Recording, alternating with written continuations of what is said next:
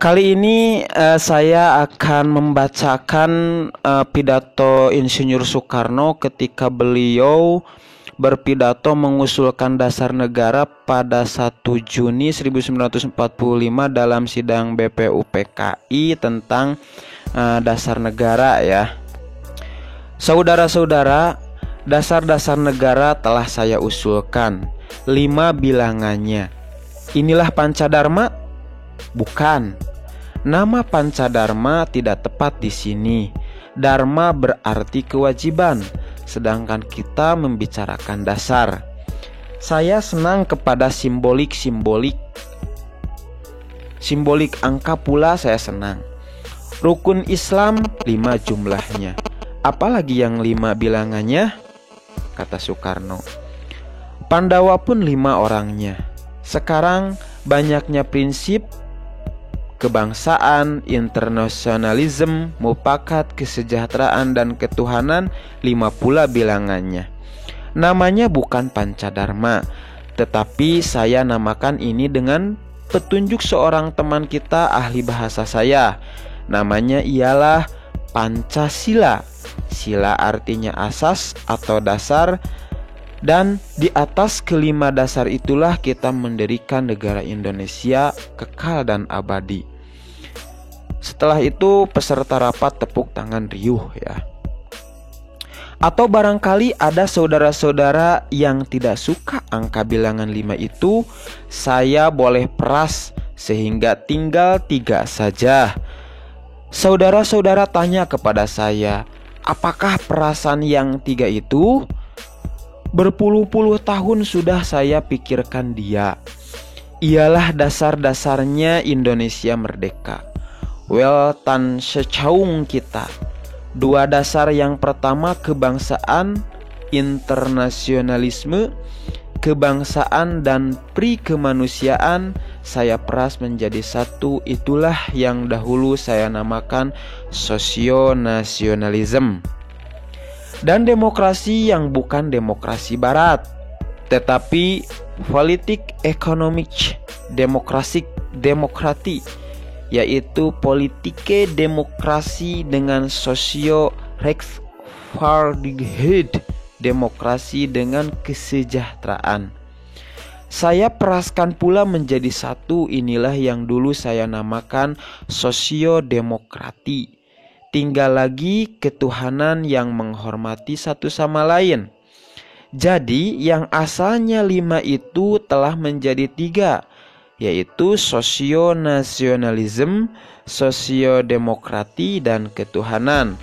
Kalau Tuan senang kepada simbolik 3, ambillah yang 3 ini. Tetapi barangkali tidak semua tuan-tuan senang kepada Trisila ini, dan minta 1 dasar saja. Baiklah, saya jadikan 1. Saya kumpulkan lagi menjadi 1. Apakah yang 1 itu? Sebagai tadi telah saya katakan, kita mendirikan negara Indonesia yang kita semua harus mendukungnya. Semua buat semua. Bukan Kristen buat Indonesia, bukan golongan Islam buat Indonesia, bukan Hadikusumo buat Indonesia, bukan Van Eyck buat Indonesia, bukan Niti Semiko yang kaya buat Indonesia, tetapi Indonesia buat Indonesia. Semua buat semua. Jikalau saya peras yang 5 menjadi 3 dan yang 3 menjadi 1, maka dapatlah saya 1 perkataan Indonesia yang tulen, yaitu perkataan gotong royong. Negara Indonesia yang kita dirikan negara gotong royong. Alangkah hebatnya negara gotong royong. Peserta rapat tepuk tangan riuh rendah. Gotong royong adalah paham yang dinamis, lebih dinamis dari kekeluargaan. Saudara-saudara, kekeluargaan adalah satu paham yang statis, tetapi gotong royong menggambarkan satu usaha, satu amal, satu pekerjaan yang dinamakan anggota yang terhormat Soekarjo, satu karya, satu gawe.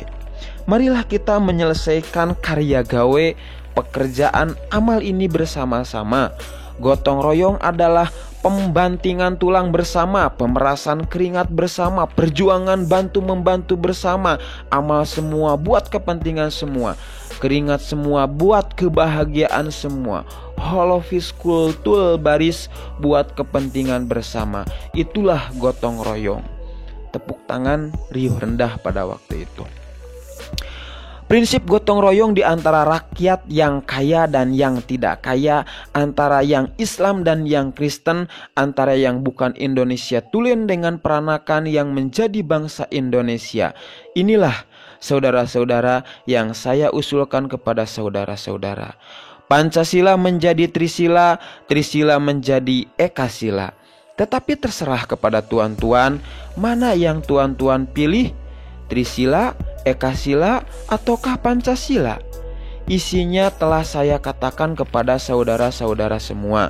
Prinsip-prinsip seperti yang saya usulkan kepada saudara-saudara ini adalah prinsip untuk rakyat Rusia. San Min Chuin tidak dapat menjadi kenyataan jonder perjuangan bangsa Tionghoa. Saudara-saudara, tidak. Bahkan saya berkata lebih lagi dari itu, jonder perjuangan manusia, tidak ada satu hal agama, tidak ada satu cita-cita agama yang dapat menjadi realitas, jangankan buatan manusia. Sedangkan perintah Tuhan yang tertulis di dalam kitab Quran, Zwar of Wit, tertulis di atas kertas, tidak dapat menjelma menjadi realitas sonder perjuangan manusia yang dinamakan umat Islam. Begitu pula perkataan-perkataan yang tertulis di dalam kitab Injil, cita-cita yang termasuk di dalamnya tidak dapat menjelma sonder perjuangan umat Kristen. Maka dari itu, jikalau bangsa Indonesia ingin supaya Pancasila yang saya usulkan itu menjadi realitas, yakni jikalau kita ingin hidup menjadi satu bangsa, satu nasionalitas yang merdeka, ingin hidup sebagai anggota dunia yang merdeka, yang penuh dengan pri kemanusiaan, ingin hidup di atas dasar permusyawaratan, ingin hidup sempurna dengan sosial rechtvaardigheid, ingin hidup sejahtera dan aman dengan ketuhanan yang luas dan sempurna. Jangan lupa akan syarat untuk menyelenggarakan ialah perjuangan. Perjuangan dan sekali lagi perjuangan. Jangan mengira bahwa dengan berdirinya negara Indonesia merdeka itu perjuangan kita telah berakhir. Tidak. Bahkan saya berkata, di dalam Indonesia merdeka itu perjuangan kita harus berjalan terus. Hanya lain sifatnya dengan perjuangan sekarang, lain coraknya. Nanti kita bersama-sama sebagai bangsa yang bersatu padu berjuang terus menyelenggarakan apa yang kita cita-citakan di dalam Pancasila. Dan terutama di dalam zaman peperangan ini, yakinlah, insaplah, tanamkanlah dalam kalbu saudara-saudara bahwa Indonesia merdeka tidak dapat datang jika bangsa Indonesia tidak berani mengambil risiko, tidak berani terjun menyelami mutiara di dalam samudra yang sedalam-dalamnya. Jikalau bangsa Indonesia tidak bersatu dan tidak menekad mati-matian untuk mencapai merdeka, tidaklah kemerdekaan Indonesia itu akan menjadi milik bangsa Indonesia buat selama-lamanya. Sampai ke akhir zaman, kemerdekaan hanyalah diperdapat dan dimiliki oleh bangsa yang jiwanya berkobar-kobar dengan tekad merdeka, merdeka atau mati. Tepuk tangan riuh pada waktu itu. Saudara-saudara, demikianlah saya punya jawab atas pertanyaan Paduka Tuan Ketua. Saya minta maaf bahwa pidato saya ini menjadi panjang lebar dan sudah meminta tempo yang sedikit lama. Dan saya juga meminta maaf karena saya telah mengadakan kritik terhadap catatan Jimukyo Kutyo yang saya anggap verkligen Switching itu. Terima kasih. Tepuk tangan riuh rendah dari segenap hadirin. Itulah pidato Insinyur Soekarno ketika mengusulkan dasar negara Indonesia dalam sidang BPUPKI yang pertama pada 1 Juni 1945.